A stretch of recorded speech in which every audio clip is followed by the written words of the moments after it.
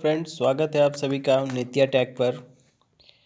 आज का हमारा टॉपिक है working principle of DC motor. DC motor का आज हम लोग क्लास स्टार्ट कर रहे हैं। इस क्लास में आज हम लोग डीसी जो मोटर होता है उस मोटर का वर्किंग प्रिंसिपल देखेंगे कि उसका कार्य सिद्धांत क्या है, जो डीसी मोटर होता है वो कैसे काम करता है, और इस तरह के मोटर जनरेटर जितना भी वीडियो है वो सबको आप लोग अगर देखना चाहते हैं तो इसको देखने के लिए जो नित्या टेक है उस चैनल को आप लोग लाइक शेयर सब्सक्राइब कमेंट करिए, ताकि इस तरह के और नए से नए वीडियो आप लोग के तक पहुंच सके। तो चलिए आज का हम लोग का जो टॉपिक है प्रिंसिपल ऑफ डीसी मोटर, उसको हम लोग शुरू करते हैं। देखते हैं कि जो डीसी का मोटर होता है वो कैसे काम करता है। ठीक है, तो चलिए शुरू करते हैं। डीसी मोटर है ना, तो सबसे पहला टॉपिक है हमारा what is DC motor. DC motor क्या होता है? तो याद रखिएगा दोस्तों, मोटर एक प्रकार का विद्युतीय मशीन है जो विद्युतीय पावर यानी कि इलेक्ट्रिकल पावर को क्या करता है, मैकेनिकल पावर में बदल देता है ना। यह जो इलेक्ट्रिकल पावर लेकर हमको क्या करता है, मैकेनिकल पावर देता है, उसको हम लोग क्या बोलते हैं, मोटर कहते हैं। उसके बाद है फर्स्ट टॉपिक मेरा मैग्नेटिक ड्रग। ठीक है, तो मैग्नेटिक ड्रग क्या है उसको चलिए हम लोग देख लेते हैं। हमें मालूम है या हम लोग जानते हैं कि चुंबकीय बल रेखाएं है ना, चुंबकीय बल रेखाएं जो होती है नॉर्थ पोल से निकलकर हमेशा क्या होती है, साउथ पोल की तरफ जाती है। दोनों पोल के बीच में ये रेखाएं समानांतर यानी कि पैरेलल में होती है, जैसा कि चित्र में दिखाया गया है। ठीक है, यानी कि चित्र इसका आगे है उसको हम लोग देखेंगे। यानी कि इसमें जो चुंबकीय जो बल रेखाएं होती है, ठीक है, दो चुंबक है, तो दो चुंबक में क्या होती है, चुंबक का यह नॉर्थ पोल है साउथ पोल है, तो हमेशा ये क्या करता है, नॉर्थ पोल से साउथ पोल की तरफ गतिमान होता है, जाता है। ठीक है, चलिए आगे देखते हैं। यदि किसी कंडक्टर में जो कार्डबोर्ड के ऊर्ध्वाधर यानी कि परपेंडिकुलर है उसके अंदर इलेक्ट्रिकल करंट गुजारा जाए तो चुंबकीय बल रेखाएं जो होती है कॉन्सेंट्रिक जो सर्किल होती है उसमें बनने लगती है। यानी कि नीचे जो चित्र में दिखाया गया यानी कि क्या हो जाएगा, ये इस तरह से हो जाएगा। ठीक है, कॉन्सेंट्रिक सर्किट में यानी कि इस तरह से क्या होगा, ये ड्रॉ होने लगेगा। ठीक है, यानी कि इस डायरेक्शन में ऐसे क्या होगा, ये ड्रॉ होना शुरू हो जाएगा। तो जैसे ये फर्स्ट फिगर दिखाया गया है, तो फर्स्ट फिगर में जो मैग्नेटिक लाइंस ऑफ फोर्स होती है वो हमेशा क्या होती है, नॉर्थ पोल से साउथ पोल की तरफ बनती है। फिर आगे हम लोग देखे थे कि ये कॉन्सेंट्रिक हो जाता है, मतलब एक सर्कल के रूप में फॉर्म हो जाता है। ठीक है, तो चलिए आगे देखते हैं। इन रेखाओं की दिशा जो होती है ना, तार के निशान द्वारा दिखाई गई है, एरो के जो निशान है उसको द्वारा दिखाया गया था। इससे यह मालूम होता है कि कंडक्टर के ऊपर का भाग चुंबकीय रेखाओं की दिशा की तरफ यानी कि लेफ्ट साइड में तथा दाएं तरफ यानी कि राइट हैंड, और नीचे के भाग में दाएं तरफ से बाएं तरफ की तरफ होता है नहीं। यानी कि इस फिगर में हम लोग जो देखे हैं,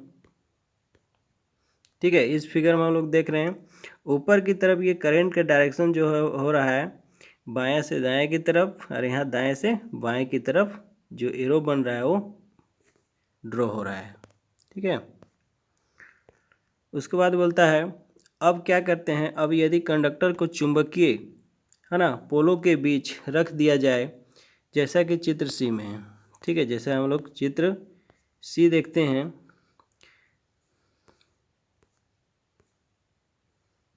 ठीक है, ये चित्र सी जो दिखाया गया है, इस चित्र में हम लोग देखते हैं कि इस दौरान क्या होगा, इसमें जो मैग्नेटिक लाइंस ऑफ फोर्स है, ठीक है, इसमें क्या होगा, ऊपर की तरफ क्या होगा, फोर्स ज़्यादा हो जाएगा।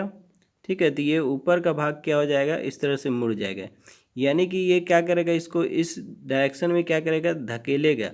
ठीक है, फोर्स लगाएगा, यानी कि ऊपर का भाग में फोर्स क्या हो जाएगा, ज़्यादा हो जाएगा, नीचे के भाग में फोर्स क्या हो जाएगा, कम हो जाएगा। इसके वजह से क्या हो जाएगा, ये इसको एक बार ऐसे पुश कर देगा।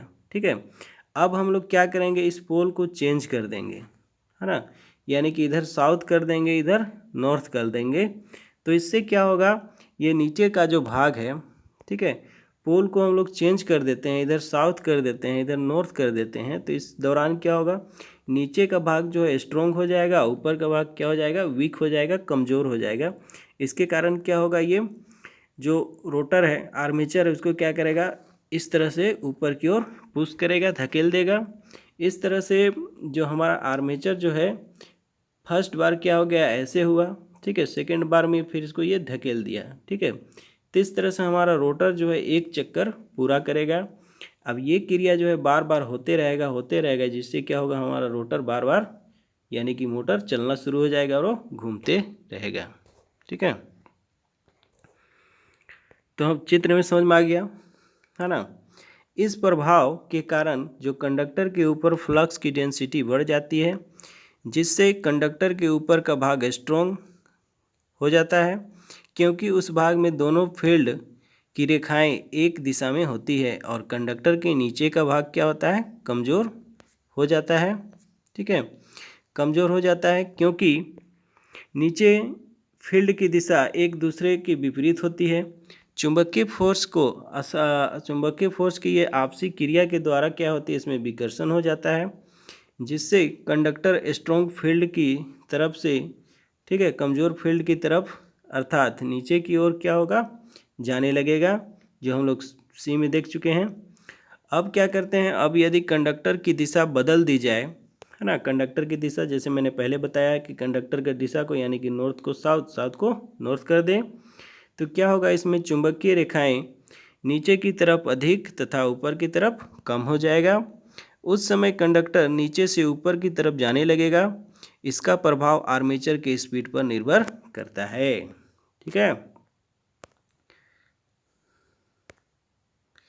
चलिए आगे देखते हैं हम लोग। कंडक्टर के घूमने की दिशा जो होती है, फ्लेमिंग का जो लेफ्ट हैंड रूल है, उस रूल के नियम के आधार से हम लोग निकाल सकते हैं, ठीक है। चलिए आगे देखते हैं हम लोग। ये जो कंडक्टर है, ठीक है, कंडक्टर के घूमने की जो दिशा होती है, फ्लेमिंग के लेफ्ट हैंड रूल के नियम से हम लोग मालूम कर सकते हैं, ठीक है।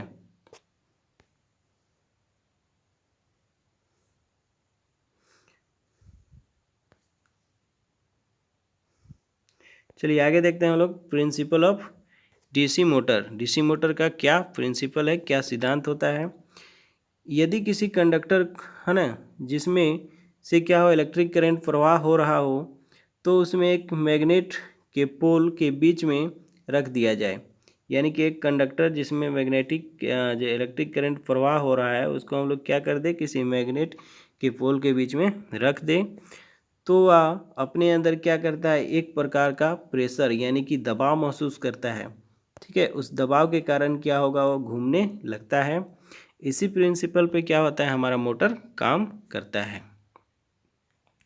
ठीक है। जैसे यहाँ फिगर में दिखाया गया है, चित्र में दिखाया गया है, यहाँ पर एरो जो है ना, जो नॉर्थ पोल में हमारा बन रहा है, नॉर्थ पोल में अंदर की तरफ एरो जा रहा है, और साउथ पोल में बाहर की तरफ एरो हमारा क्या हो रहा है, ड्रॉ हो रहा है, ठीक है। तो इसमें magnetic force lines of force का डायरेक्शन क्या है, अंदर की तरफ, और इसमें बाहर की तरफ आ रहा है ना। तो इससे पहले जो हम लोग चित्र देखें, ठीक है, इसमें दो पोल का एक मोटर को दिखाया गया है। इन दोनों पोलों के बीच में एक आर्मेचर को रखा गया है। इस कॉइल का एक सिरा नॉर्थ पोल के सामने तथा दूसरा सिरा क्या है, साउथ पोल के सामने है। इस प्रकार इस कॉइल के अंदर करंट की दिशा को भी दिखाया गया है। नॉर्थ पोल के सामने करंट अंदर की तरफ जा रही है, और साउथ पोल के सामने करंट बाहर की तरफ आ रही है। जैसा कि चित्र में हम लोग देखें अभी, जो कॉर्क स्क्रू रूल होता है, इस रूल के नियम के अनुसार नॉर्थ पोल के सामने वाला सिरा क्लॉकवाइज में अपना मैग्नेटिक फ्लक्स बनाएगा, और साउथ पोल का जो सामने का जो सिरा होगा, वो एंटी क्लॉकवाइज दिशा में क्या होगा, चुंबकीय फ्लक्स को बनाएगा।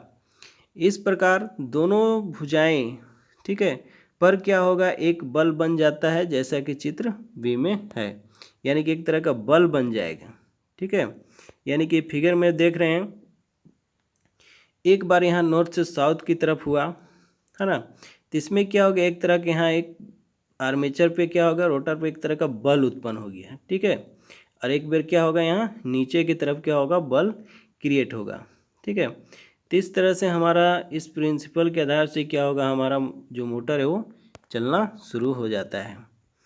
अब जो ये बल है, इसी बल के कारण क्या होता है, आर्मेचर एक निश्चित दिशा में घूमने लगता है और आर्मेचर के अंदर एक के बजाय अनेक कॉइल डाले जाते हैं, जिनमें आर्मेचर के आगे घूमने पर पीछे कॉइल बल के कारण क्या होता है, क्रम में आते रहते हैं, जिससे आर्मेचर लगातार बार बार घूमते रहता है, ठीक है।